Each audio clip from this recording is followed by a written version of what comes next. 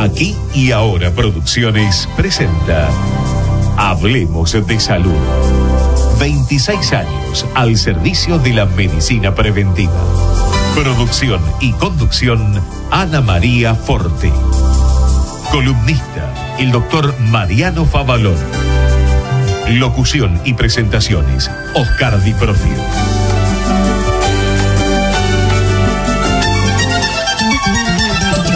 La fuerza del campo está en el trabajo de su gente y la fuerza del trabajador está en la UATRE, Unión Argentina de Trabajadores Rurales y Estibadores.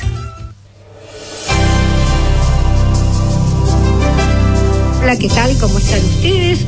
Soy Ana María y los invito a esto que llamamos Hablemos de Salud allá lejos, hace 27 años, en el aire en forma ininterrumpida. Y bueno, como siempre, ¿no es cierto?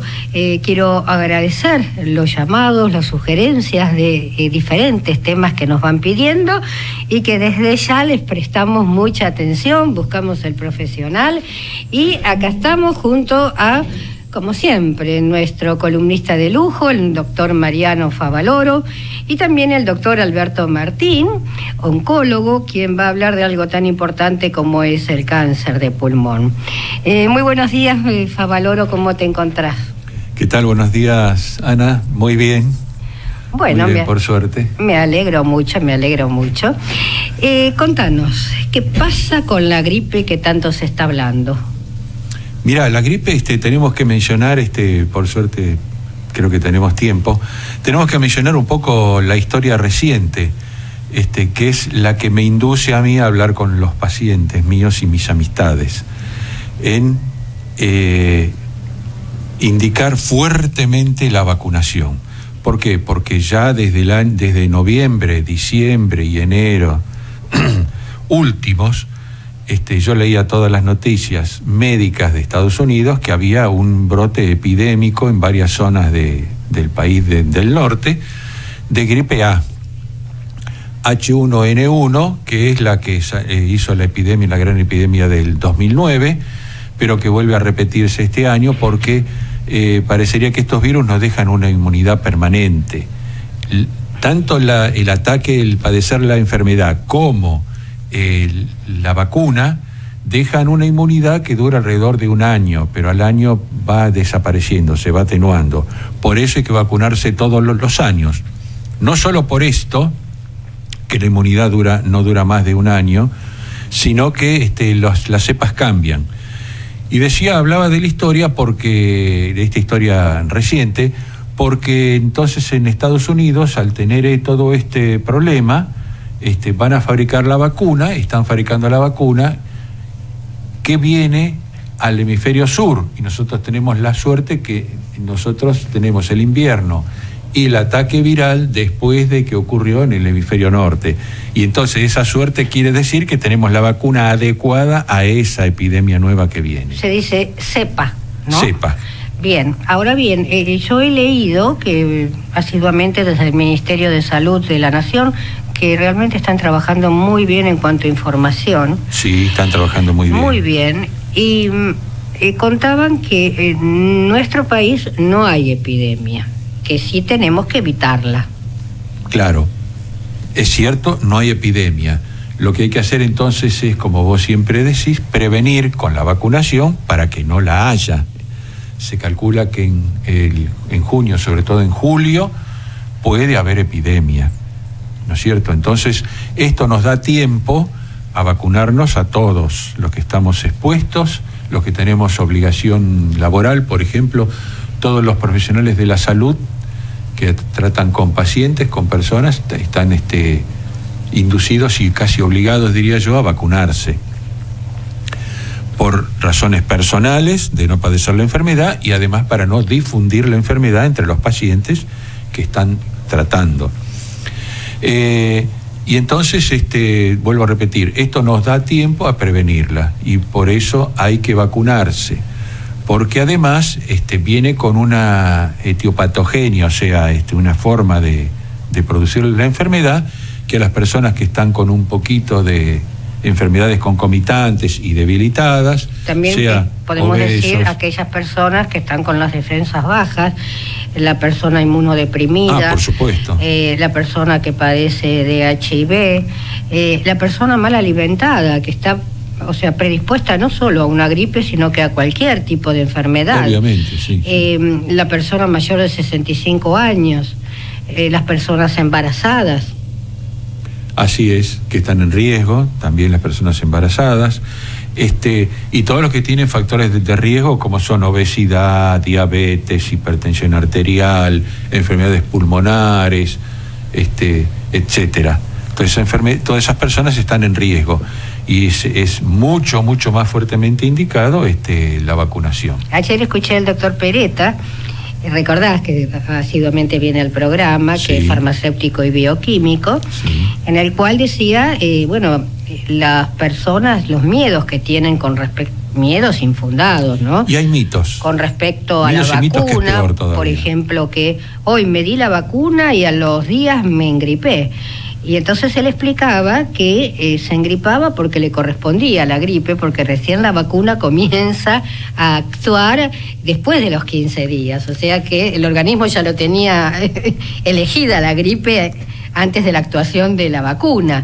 Y explicó también que los vacunatorios se da gratuito, que a los jubilados la tienen gratuito, las embarazadas y las personas que vos bien nombraste, y los que no, el que va a la farmacia, que se fije, que diga en el envase, que le muestren el envase, y que diga año 2016,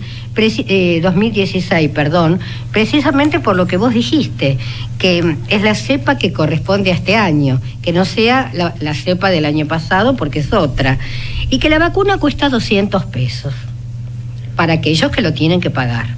Así es. Más la aplicación. Está en ese precio, sí. Exacto. Sí. Yo estuve en algunos centros y vi que los que tienen prepago, pero que no le cubre el 100%, están alrededor de 170 pesos. Ajá. La vacuna con la aplicación, ¿no? Bien, con el que bien descuento, vale la pena. Con el descuento que hace el vale prepago. pagarlo. Sí, yo creo que sí. Y los prepagos también a todas las personas mayores de 65 años, a los que son jubilados y a todas las personas trabajadores de la salud, se las da gratis el prepago también. Uh-huh. También había un mito, somos de la misma época, ¿no es cierto? De la misma década. Las personas antes decían, no se puede comer huevo, no hay que comer chocolate, hay que hacer una dieta especial después de la vacuna. Contanos. No, eso no existe más. Inclusive había mitos sobre el mercurio que producía alteraciones, ya tampoco se usa más el mercurio en general. Que en los chiquitos venía el autismo debido al mercurio. Sí, las dosis, igual si fuera necesario como un conservante, y las sales de mercurio son las dosis bajísimas que no tienen ningún efecto. Y mucho peor era antes, cuando se hacían todas las reparaciones de los dientes con todas amalgamas de mercurio. Y bueno, en ese sentido también podía haber cierta absorción de sales de mercurio y podrían producir ese efecto deleterio sobre el funcionamiento cerebral, y no ocurrió nada de eso, no hubo ninguna... Volviendo al mercurio, nosotros nos vamos por las ramas, pero después bajamos, ¿no? Sí. Son todas cosas que fui aprendiendo a lo largo de los años gracias a ustedes.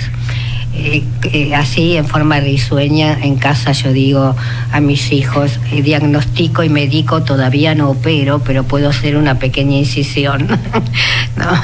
Bien, con respecto al mercurio, ¿es cierto que los termómetros de mercurio no están más autorizados? O sea, yo tengo uno, ¿está? O se restringe la venta porque dicen que al romperse el mercurio y tocarlo, porque cuando se rompe el termómetro, no el mercurio, al tocarlo se forman unas pelotitas que son tóxicas y que a través de la piel nos podemos intoxicar. Sí, es cierto, pero por eso no hay que manipularlo y por eso está prohibida la fabricación de termómetros de mercurio. Ajá. Y lo más importante, que ahora han desaparecido también por las mejoras tecnológicas, son los aparatos de la toma de presión que tenían mucho mercurio, tenían varios centímetros cúbicos de mercurio.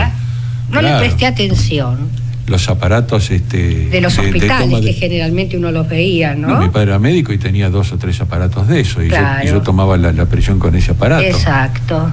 Un aparato alargado que tenía una columna de mercurio de vidrio, ahora. Y que uno, al ponerse vertical, tomaba la presión y subía la columna de mercurio, y ahí uno miraba cómo tomar la temperatura en un termómetro de líquido, ¿no? Bien, vamos a hacer un pequeño paréntesis y, si te parece, después continuamos. ¿Cómo no? Comienzo espacio publicitario. Señor empresario o profesional de la salud, la difusión de su producto o servicio a través de nuestro programa es el medio más eficaz para acceder al público. Comuníquese con el Departamento de Publicidad 154-989-0420. Casa Mario. Amplia variedad en artículos de librería, escolar y papelería comercial. Libros de textos, insumos de computación y equipos de oficina. Avenida Juan Bautista Alberdi, 6694, Capital. Teléfono 4-687-3320. Fin espacio publicitario.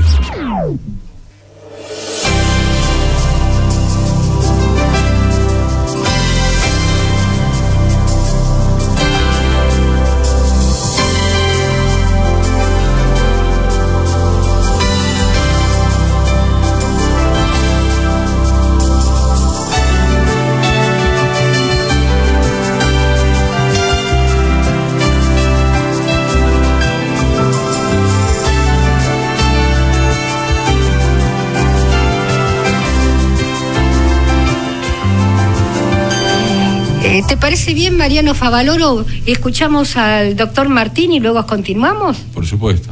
Ya estamos con el doctor Claudio Martín, que es médico oncólogo, jefe del servicio de oncología torácica del Instituto Fleming, y también médico perteneciente al Departamento de Oncología del Hospital de Rehabilitación Respiratoria María Ferrer. Muy buenas tardes, Claudio, ¿cómo te encontrás?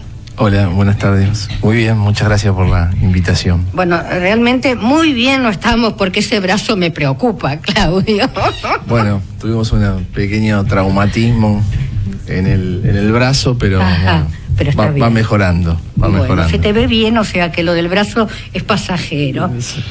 Bueno, el tema del día de hoy, cáncer pulmonar, ¿no es cierto? Cáncer de pulmón.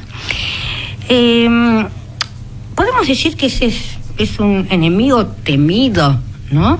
De la década anterior, que ya, o sea, la gente es como que viendo los adelantos está conviviendo más con él.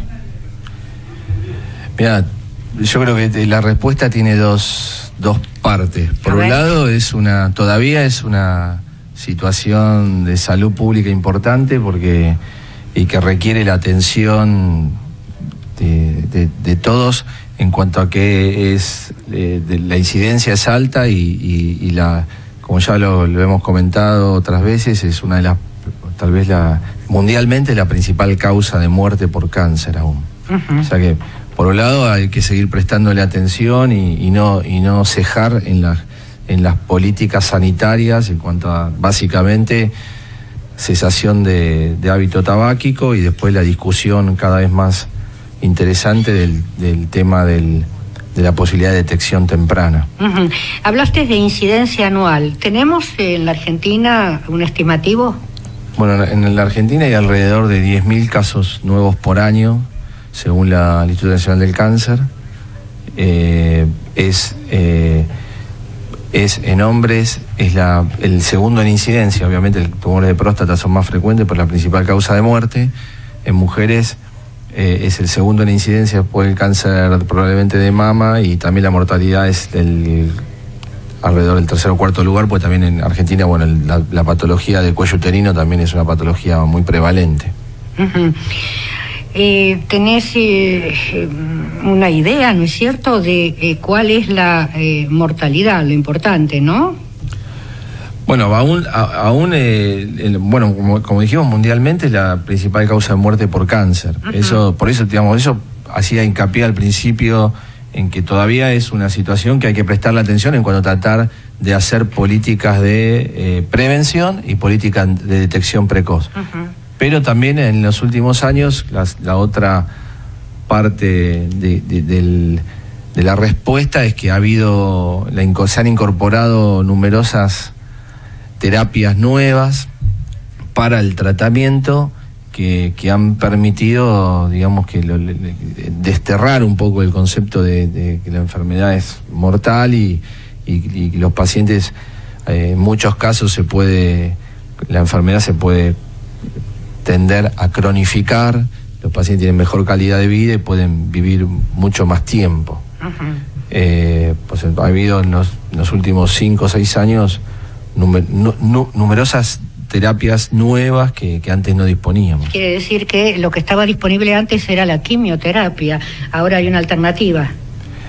Bueno, hay varias nuevas alternativas. Probablemente una de las más interesantes es la posibilidad de lo que se llama terapias individualizadas o personalizadas, que consiste en la posibilidad de detectar cambios moleculares en los tumores de pulmón, que puedan identificar, conocer exactamente cuál es el mecanismo que está produciendo ese tumor.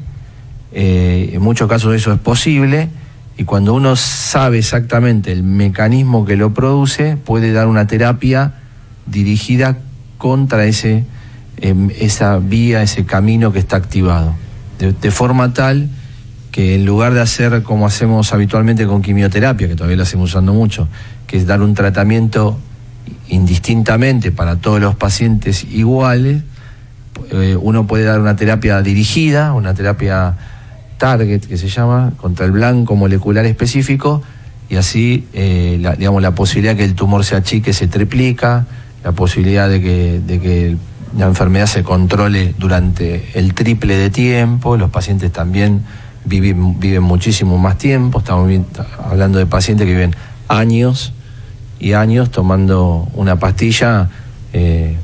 Como yo siempre le digo, los pacientes dicen, bueno, pero esto se cura. Bueno, ¿qué enfermedad en medicina se cura? La hipertensión no se cura, la hipercolesterolemia no se cura, la artrosis no se cura, ninguna se controla y con buena calidad, ¿no? Son enfermedades crónicas. Eso, exactamente. Entonces ese es el ejemplo que le pongo. Digo, mirá, en medicina, salvo las infecciones, lo demás creo que no se cura nada, lo demás se controla, se trata, y en muchos casos los pacientes pueden vencer ese miedo inicial, y cuando se dan cuenta que empiezan a tomar una pastilla y están bien y siguen su vida habitual, ahí ya se relajan.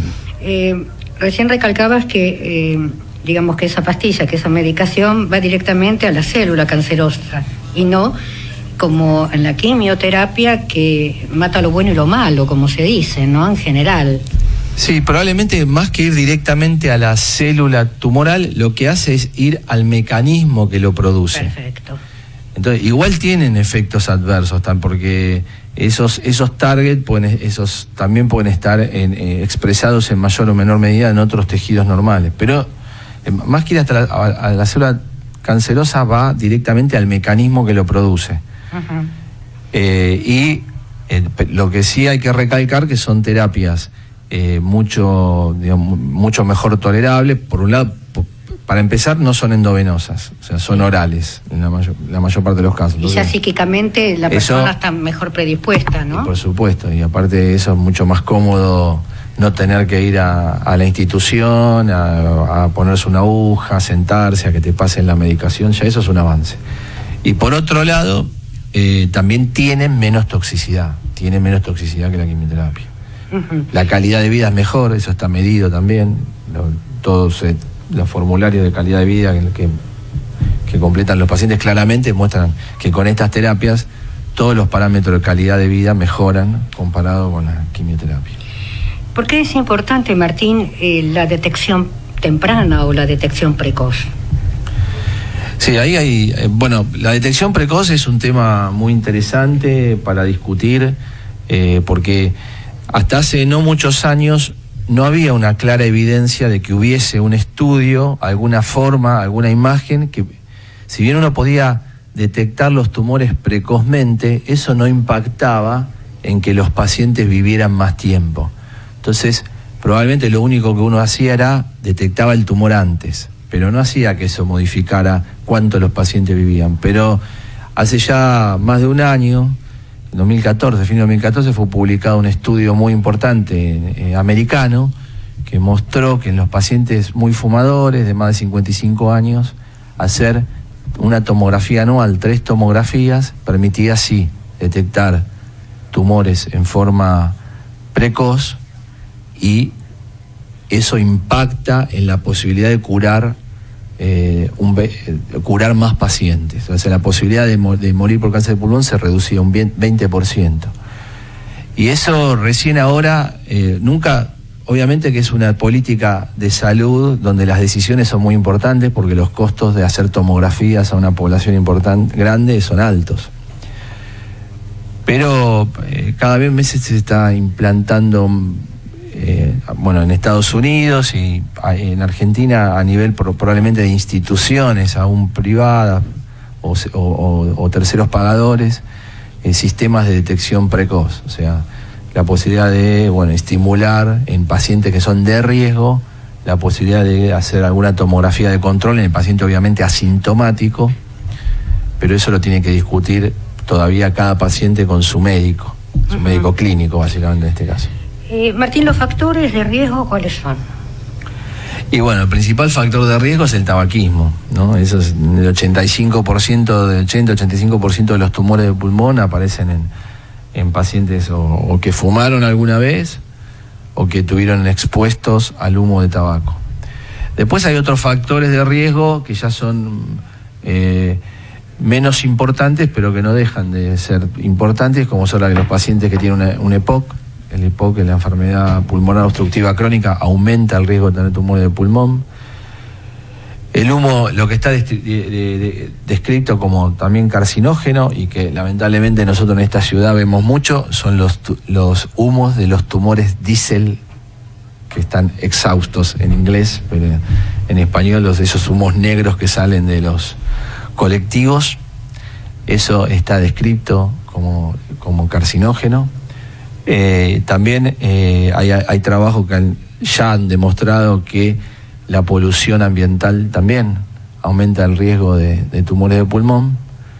Y después, por supuesto, hay un porcentaje de pacientes que el tumor de pulmón aparece y uno no puede identificar ningún factor de riesgo. Pero obviamente que si uno quiere tener un impacto sanitario, las campañas antitabáquicas son, como costo-efectividad, son lo que más fácilmente puede impactar a futuro, ¿no? Porque estos son campañas que se hacen hoy y la disminución de la mortalidad sucede dentro de 20 años. Pero en algún momento hay que empezar. Uh-huh.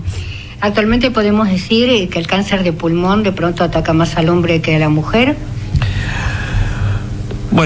Todavía es un poco más frecuente, pero la verdad que muchos de los estudios clínicos nuevos muestran que los porcentajes son bastante más cercanos de las mujeres.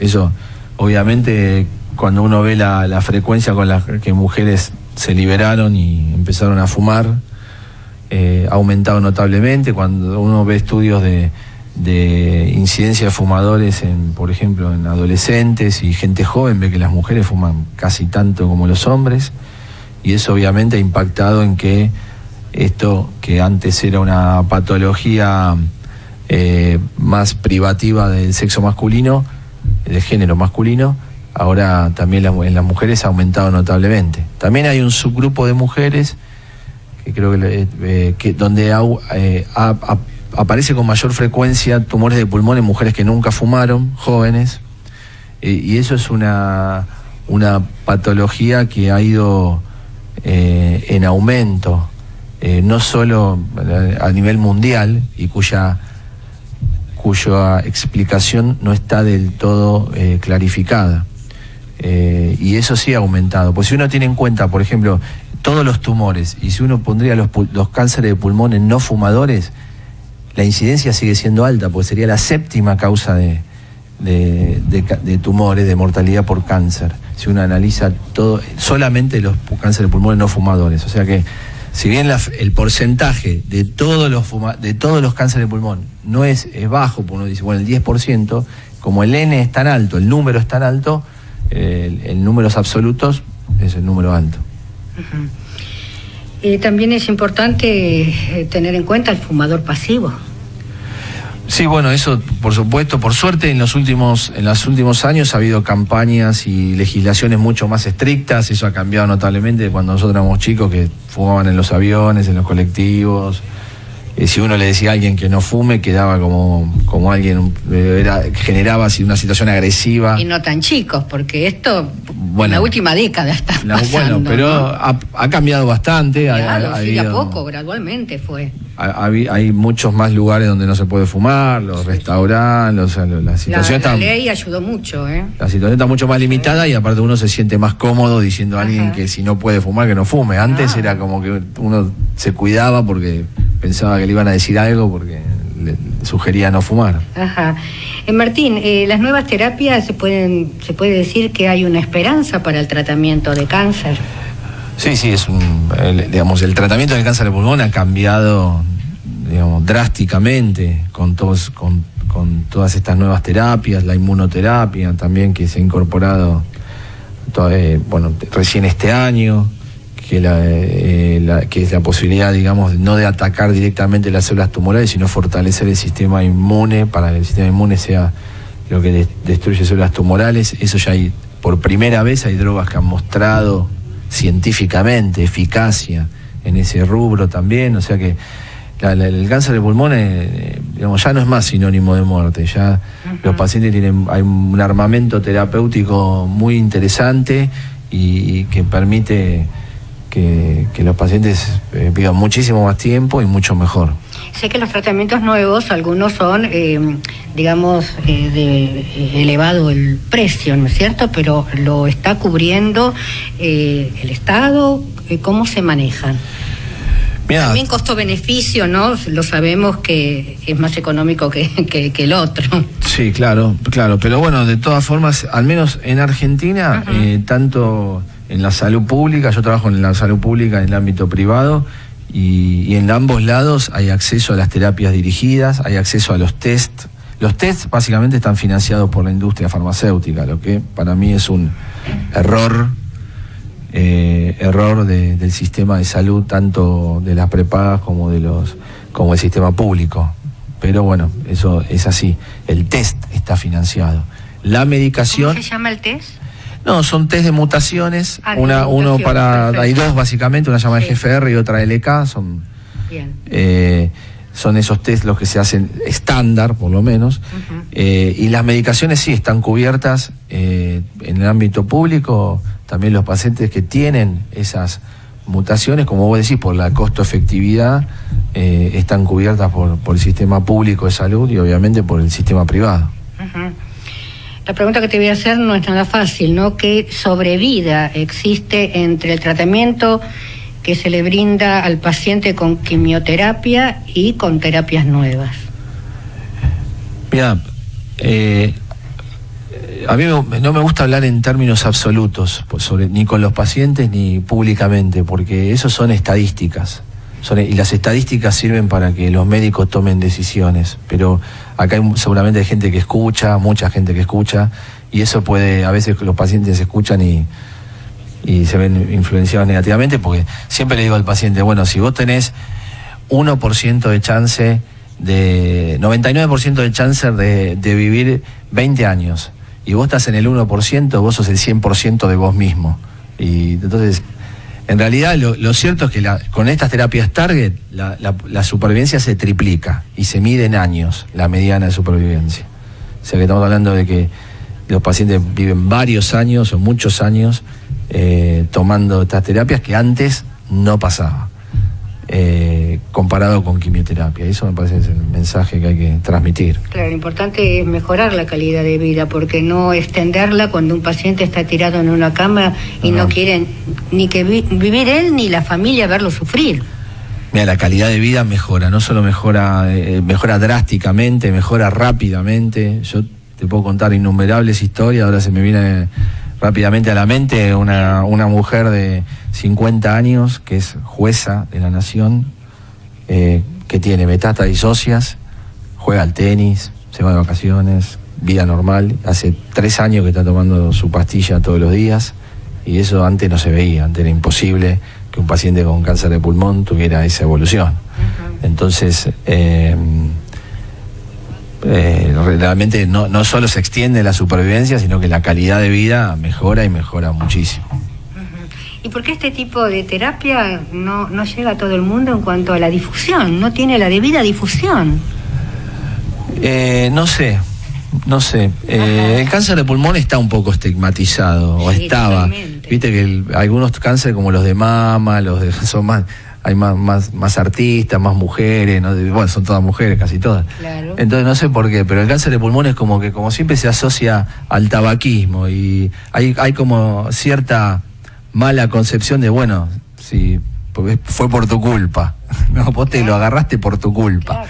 Entonces tiene cierto estigma, y me parece que cuesta un poco más transmitir las buenas noticias referentes al cáncer de pulmón, pero hay muchas buenas noticias, como estábamos comentando acá. Bien, Claudio Martín, realmente de lujo, muy bien, muy clarito, muy clarito. Te agradezco muchísimo tu presencia, y desde ya te voy a invitar para un próximo programa. Gracias. Ecomedios.com AM1220. Estamos con vos. Estamos en vos. Ay, pero qué tarde, ¿qué se me hizo? Me tengo que apurar porque si no, no llego.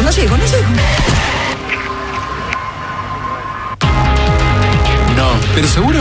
¿Qué problema? Bueno, vamos a encontrar una solución. Bancame ahí que en 2 minutos estoy con vos. Bueno, vos ahora te tenés que ir. Sí, pero yo quiero hablar de esto ahora. Cuando llegue a casa te llamo. 3 de cada 10 muertos en el tránsito son peatones. Cruzá siempre por la senda peatonal o esquina, respetando los semáforos. Allí, todos los vehículos deben darte prioridad. Luchemos por la vida. Descarga gratis de tu celular la aplicación Ecomedios. Podés escucharnos en vivo, informarte con las últimas noticias y entrevistas en audio y video. Búscala y bajate la aplicación Ecomedios. Podés vernos en vivo en ecohd.com.ar. ecohd.com.ar. Conectate con nosotros. Línea directa 4-325-1220. Comienzo espacio publicitario. Si usted tiene alguna inquietud sobre su salud o la de su familia, Hablemos de Salud les responde vía mail. Tomen nota: hablemosdesalud@hotmail.com o a través de nuestra página www.hablemosdesalud.com.ar. La fuerza del campo está en el trabajo de su gente, y la fuerza del trabajador está en la UATRE, Unión Argentina de Trabajadores Rurales y Estibadores. Fin espacio publicitario.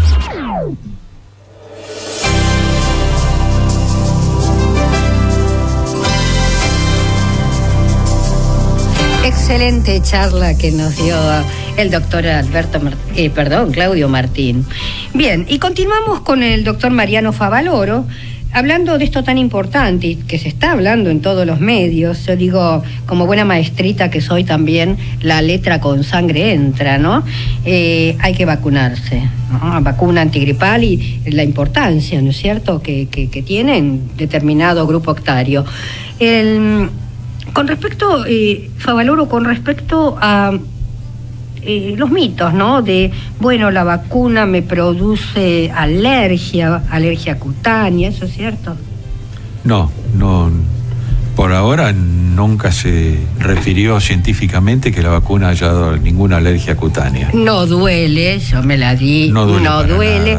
Y, por ejemplo, ¿puede dejar la zona enrojecida o con una especie de temperatura local. También es extremadamente raro, porque no se han visto reacciones así a la vacuna. Ajá. Y además viene con una envase con aguja autoaplicación, y se hace intradermis, mejor dicho, subcutánea, casi intramuscular, así que no hay generalmente ningún efecto, ni hay la pápula que se llama, la sobrelevación, ni la mácula roja, ni nada por el estilo. No hay excusa. No, excusas no hay, excusas no hay. La gente dice que me dio la gripe a los pocos días de darme. Sí, puede ser que tenga gripe, pero la gripe la tenía porque la vacuna ya la estaba incubando, la gripe original que se había agarrado, ya al momento de dársela la vacuna. Que no tiene nada que ver la vacuna. Claro, porque no tiene nada que ver la vacuna, porque además la vacuna tarda 15 días en empezar a aparecer anticuerpos contra el virus. O sea que hasta los 15 días después de dada no hay ninguna protección ni inmunidad por la vacuna. Por eso hay que dársela lo más rápido posible, ¿no? Porque si no, llega hasta julio los 15 días no tenemos protección. Exactamente. Es así. Bien, Mariano. Entonces, y hay gente que también se agarra una gripe estando vacunada y dice, ¿cómo yo tengo una gripe?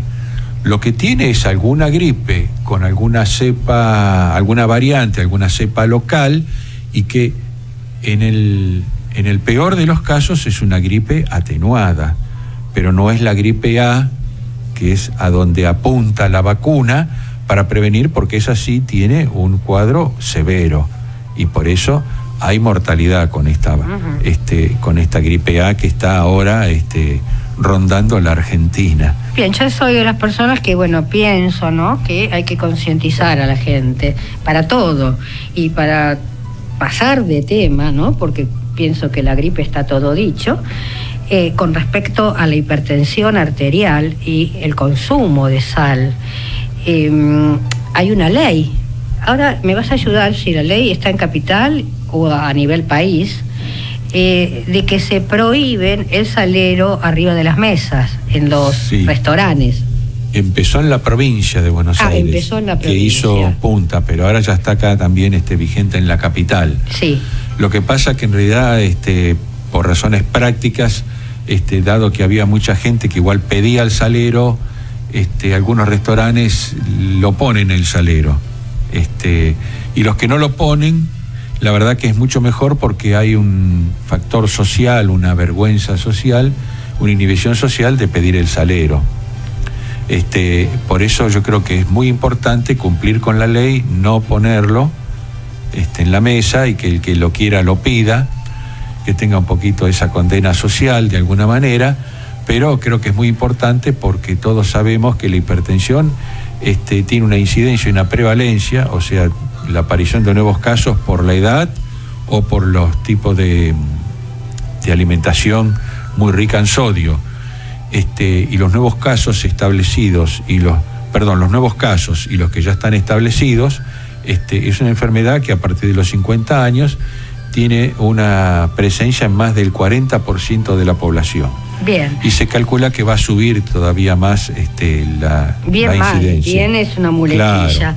Hay que trasladarlo esto a los hogares, porque no siempre. El problema de esto. No siempre uno va a un restaurante a comer y justamente ahí formar el hábito sería una tontería, sino que el hábito lo debe formar la persona que cocina en la casa, de cocinar sin sal o con poca sal. Incluso se dice que los chicos hasta los 5 años deben recibir la dosis de sal, pero a partir ya de los 5 años, bien sería que, desguste las comidas con el gusto natural. Si come, un pastel de papa, poder diferenciar la papa de la carne, mientras que si le pones sal, todo tiene el mismo gusto a sal. Así es. Primero en los chicos hay que ir disminuyendo la ingesta de sal después de los 5 o 6 años para que ya adquieran ese hábito de no agregarle sal a la comida. Toda la comida siempre tiene bastante sodio en su preparación, en sus componentes. Además, todos sabemos que se adquiere ese hábito también de sentirle gusto a sal a la comida.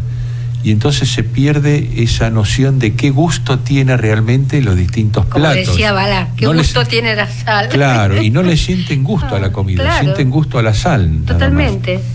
Y otra ley que se está cumpliendo, sí, como siempre, a regañadientes, pero se va cumpliendo, es que la industria produzca cada vez los productos con menos sal y casi sin sal. Porque, ya lo dijimos muchas veces y lo vuelvo a repetir, la presencia de grasas, sal y azúcar hacia los alimentos adictivos. Y eso es lo que quiere la industria, que los alimentos sean adictivos para que la gente coma y coma y coma y no pare de comer ese alimento. Desde el gobierno de la ciudad hablaron con 9.000 panificadoras para que precisamente disminuyan notablemente la sal en el pan, ¿no es cierto? Que es realmente es la que acompaña, ¿no? La que acompaña toda uno de los componentes comida, principales, ¿no? Exactamente. Si te parece bien, hacemos un pequeño paréntesis y luego continuamos. ¿Cómo no? Hola, ¿qué tal? Comienzo espacio publicitario. El objetivo de Hablemos de Salud es brindarles a través de una calificada información los conocimientos necesarios para la prevención de enfermedades mediante la promoción de la salud.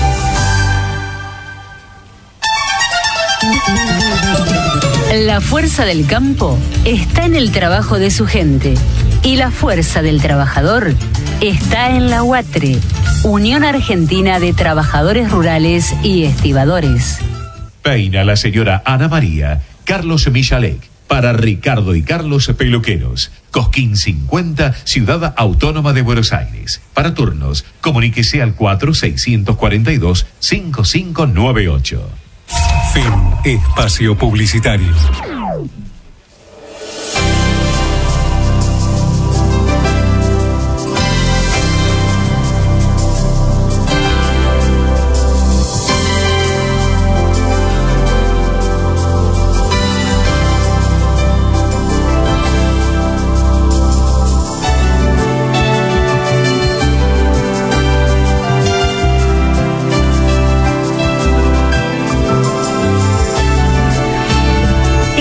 Con Hablemos de Salud, ya estamos con un gran amigo, el doctor Antonio Catalán Pelet, que es jefe del Departamento de Medicina del Hospital Rivadavia. Nos va a hablar acerca de fibromialgia. ¿Es así? Es así. Vos sos jefe del Departamento de Medicina del Hospital. Exactamente. Bien, reumatólogo. Soy reumatólogo clínico. Y te agradezco mucho la invitación, Ana. Contame, sí. Realmente. No, el tema me parece apasionante, el tema es muy de la época, ¿no? Ajá. Y realmente el contexto de lo que podamos sufrir o no va a estar relacionado más con lo que vivamos en el ambiente y cómo entornemos nuestro aspecto humano hacia el exterior, y estas cosas se han visto últimamente, ¿sí? No es una cosa que yo ya estudié en la década del 70 o del 80, sino que a través del tiempo la fibromialgia es una entidad que empezó siendo un síndrome, o sea, un conjunto de signos y síntomas, y persistió en el tiempo como una especie de me duele todo, como una especie de me duermo mal, como una especie de doctor, ¿qué hago? Porque he pasado por 20 especialistas y no sé qué hacer. Y a través del tiempo también nos dimos cuenta que había personas que sufrían diferentes las cosas, a pesar de que las cosas eran iguales para todos, y que muchas cosas de estas estaban dadas por genes, muchas cosas de estas estaban dadas por entornos, y muchas cosas de estas estaban dadas por una multiplicidad de factores que hacen al ambiente que vivimos. ¿Por qué hay más mujeres que tienen fibromialgia que hombres? ¿Y vos crees que la mujer no es más sensible que el varón? Ah, por eso. Mucho más, mucho más. Es mucho más sensible y es mucho más lógico que tenga ambientado en toda su psiquis y en todo su cuerpo respuestas que son diferentes a las nuestras, ¿no es cierto? Ajá. Catalán Pelet, otra de las cosas es cómo la persona que la padece va a un médico, va a otro, va a los hospitales, va a las clínicas, hasta llega a cansar a la familia porque piensan que de pronto es más mental que físico. Claro, fíjate vos qué interesante, porque tocaste un tema que para mí es una cosa que me llama la atención. La gente cree que lo psíquico uno se lo inventa. Y si se lo inventa es para algún rédito o algo parecido. Y resulta que ahí empieza un tejimaneje entre la familia de estos pacientes que tienen más de 18 puntos dolorosos dando vuelta por todo el cuerpo. Tienen alteraciones del sueño, alteraciones de su tránsito intestinal, alteraciones de 1000 cosas. Y resulta que lo psíquico es un inventado por mí. ¿Por qué tiene que ser así? ¿No es cierto? ¿Por qué no tiene que ser diferente? ¿Por qué lo psíquico no está? Si la cabeza está arriba de mi cuerpo y pertenece al mismo, ¿cómo lo voy a decir? Claro, por ejemplo, dicen es un hipocondríaco. Eso es otra cosa. Los hipocondríacos son trastornos de la personalidad que evidentemente tienen que ser manejados por un psicólogo. Ahora, claro. ¿Qué pasa? Integramos en una asociación de hechos y evidencias en el cuerpo humano que es multifactorial. Entonces, no solamente integramos lo digestivo, no solamente integramos lo pulmonar, no solamente integramos lo articular, etc. Integramos lo psíquico, y lo psíquico es parte de mí. Ahora dijiste que hay 18 puntos. Exacto, hay 18 puntos dolorosos. Claro, alguien tuvo que hacer una especie de... Vamos a ver qué pasa con esta gente. Y vamos a ver qué tienen de común. Uh-huh. Esto hizo una serie de parámetros. La Sociedad Americana de Reumatología a través de los años ha dado pautas sobre cómo podemos hacer un diagnóstico, porque necesitamos base para un diagnóstico y ver que no estamos fuera de diagnosticar otras cosas, diagnósticos diferenciales, ante otro evento. 18 puntos dolorosos distribuidos a través del cuerpo. Interesante, ¿no? Porque las cosas milenarias tienen que volver a verse. Uh-huh. Los chinos describieron puntos de acupuntura, ¿no es cierto? Exacto. Y la alopatía le dio poca chance a esa gente de entrar a fundamentarse en lo europeo. Sin embargo, estamos viendo una cantidad de cosas que observó la humanidad a través de su historia, muchas veces son muy compatibles con lo que nosotros estamos haciendo ahora, ¿no? Se dice que aproximadamente el médico ejerce con el pulgar un peso aproximadamente, a mí me parece exagerado, de 40 kilos. Interesante, por centímetro, claro. El tema es lo que te ofrece la gravedad sobre el cuerpo tuyo por centímetro, porque son toneladas ahí. Claro. Para mantenernos abajo. Ajá. Pero es real. Hay gente que piensa diferente, hay gente que actúa diferente, hay gente que tiene secuencias hacia lo que le pasa diferentes. Ajá. Y tiene, por lo tanto, un cuerpo que responde diferente. Ajá. Y una genética que responde diferente. Exacto. Para esa gente tenemos que tener respuesta. Uh-huh.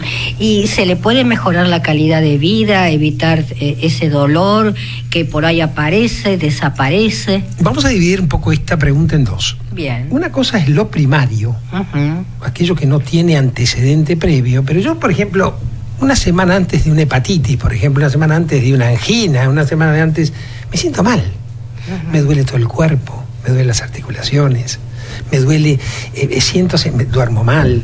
Entonces el día lunes empecé con dolor de garganta, el día martes me costaba tragar, el día miércoles fui al médico porque tenía fiebre y el médico me dijo, tiene una angina. ¿Cuándo empezó la angina? Empezó con un cuadro diferente, empezó con un cuadro general y terminó en una angina. Eso es una fibromialgia porque reúne puntos dolorosos, no en todos lados, ¿no es cierto? Uh-huh. Pero los reúne muy, muy en conjunto y tiene alternativas también de sensaciones que me duele todo. La fibromialgia primaria son hechos en sí que yo todavía no puedo ver la etiología, o sea, no sé dónde termina, que también tiene 18 puntos dolorosos, tiene alteraciones digestivas, tiene alteraciones del sueño. ¿Quién no tiene, Ana María, alteraciones del sueño? En la época que nos toca vivir. ¿Qué te parece? Exacto, exacto. Ahora, bien, tienen evidencias de algo propio y personal que los criterios diagnósticos te lo dan, ¿no es cierto? Uh-huh. Y a partir de ahí mejorás. ¿Por qué mejorás? Y bueno, por una serie de alternativas farmacológicas que puedes manejar. Yo puedo manejar elementos químicos de mi organismo, de mi cuerpo, por ejemplo, con psicotrópicos, o sea, con elementos que los psiquiatras usan para la depresión. De base hay muchas cosas que se han hecho para algo y considerablemente se manejan para otra. Uh-huh. Otra cosa interesante es la pregabalina, por ejemplo. La pregabalina entró como un antipiléptico y resulta que la pregabalina es uno de los factores en trastornos de ansiedad y en trastornos del cuerpo, de dolor, muy bueno y se usa muchísimo. Vos sabés que tuve la oportunidad de leer un recetario de pregabalina y asusta. asusta en letra tan chiquitita que yo digo, esto está hecho a propósito para que no se pueda leer, para leerlo con lupa, la cantidad de contraindicaciones que tiene. Ana, te remito al el prospecto de la aspirina. También. Es realmente notable. Sí. Creo que todas esas cosas el médico las debe manejar con prudencia, ¿sí? En base al paciente, control específico de situaciones, etcétera, Claro, etcétera. vos dijiste bien, la prudencia del médico. Prudencia. Pero algunas veces el paciente llega a tal dolor que dice, bueno, lo maneja como un antiinflamatorio. Exacto, exactamente, y no es así. Exacto. No es así, de base no se puede abandonar repentinamente, trae problemas. Y aparte la dosis tiene que ser en creciente, porque yo llego a tener alguna alternativa con un medicamento que me sea muy bueno, pero tengo trastornos secundarios con ese medicamento, te puedo asegurar que la segunda vez que me lo den voy a tener miedo a tomarlo. ¿Y Catalán Pellet suele atacar las articulaciones? Hay dolor articular, mediado por una múltiple cosas, es decir, esos puntos dolorosos también sugieren que haya algún tipo de versión de contractura. Hay un cierto tipo de alternativas cerebrales que cambian, porque podemos descubrirlas, ¿sí? En el siglo XIX, el siglo XX, teníamos menos opción de descubrir algunas cosas que es interesante hablar con los cardiocirujanos y cardiólogos. Los sartanes, por ejemplo, nos dieron un evento inmunológico cuando se pusieron a dar, cuando se los pusieron a manejar, que era interesante también de ver. Anticuerpos antisarampión hay en la oreja. Es decir, hay una serie de elementos inmunológicos que se ponen en juego, porque nosotros necesitamos, ¿cómo te puedo contar? Nosotros necesitamos un hecho concreto. ¿Cómo manifestamos la risa? Las risas, yo digo que estoy contento y no pongo cara de contento. Avísale a tu cara. Claro, pero ¿cómo manejo la cara si no tengo determinado transmisor que llega al músculo, que me hace que los orbiculares y sonriamos y vemos el otro contento? Digo, estoy contento y punto, ¿te miro? Claro. No, realmente notable. Los alemanes, es muy interesante verlos, cuando están contentos, no sabes si están contentos o no, o están ignorando la situación. Bueno, han pasado muchas cosas, ¿no?, con ellos, y claro, son diferentes de los latinos. Yo tengo un pariente que está en la China y dice, y con todo el respeto que me merecen, ¿no es cierto? No sé cuándo se ríen o cuándo lloran. Claro, exactamente. No sé cuándo están tristes, cuando están contentos, ¿no? Claro, es la raza. Es la raza, claro. Y, por ejemplo, ¿aparece a una determinada edad? Aparece en varias edades. Sí, la predominancia de esto es en mujeres, como vos dijiste, aparece entre 15 y 25, que es la mayoría de las veces, predomina entre 25 y 35, pero no hay edades como para que esto pueda manejarse. Hay criterios diagnósticos, y esos criterios diagnósticos tienen que ser observados por el médico y darle importancia. El contexto de escuchar, solamente de escuchar, significa curar muchas veces, ¿sí? Totalmente. Y ese criterio en este tipo de situaciones tiene que ver con la escucha. Prever que ese paciente no tenga otros diagnósticos diferenciales importantes que no estemos comiendo, ¿no es cierto? Prever que ese paciente tenga alternativas que le sean dadas por su médico de tratamiento. Señora, no tiene nada que hacer, yo he escuchado esto, Sí. No tiene nada que hacer, va a su casa, tiene que jorobarse. A mí me parece que nos tenemos que jorobar de algunas cosas relativas a lo que padecemos dentro de un margen, pero puedo tener respuestas por farmacología, por atención clínica, por atención psicológica y por atención de 1000 cosas para resolver cosas que antes no se resolvían. Me quedaría horas escuchándote y desde ya te voy a invitar para un próximo programa porque el tema lo da. Pero lamentablemente nuestro programa llegó a su fin. Te agradezco tu presencia, Catalán Pellet, Muchas como gracias, siempre, Ana. y sabes que te aprecio mucho. Muchísimas gracias, te agradezco. Muchísimas gracias, doctor Mariano Favaloro, muchísimas gracias, doctor Claudio Martín. Y con respecto a la audiencia, gracias por estar escuchándonos, gracias por los llamados y los espero la próxima semana en este mismo horario. Chau, chau. Desde el año 2010 a la fecha, la señora Ana María Forte fue distinguida con una mención especial en el premio Dr. Héctor Berger por su labor televisiva, otorgada por la AMA y SAPEM. Desde el año 2006 al 2013 recibió los siguientes premios: Gaviota de Oro de nivel nacional, Mejor programa de salud. Cultura general. Conducción periodística femenina. Solidario. Comunitario. Premio a la trayectoria de la señora Ana María Forte. Mejor producción general. Locución masculina.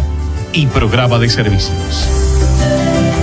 Este programa fue realizado por un grupo de profesionales que creen en una diferente calidad de vida. Fue una realización de Aquí y Ahora Producciones.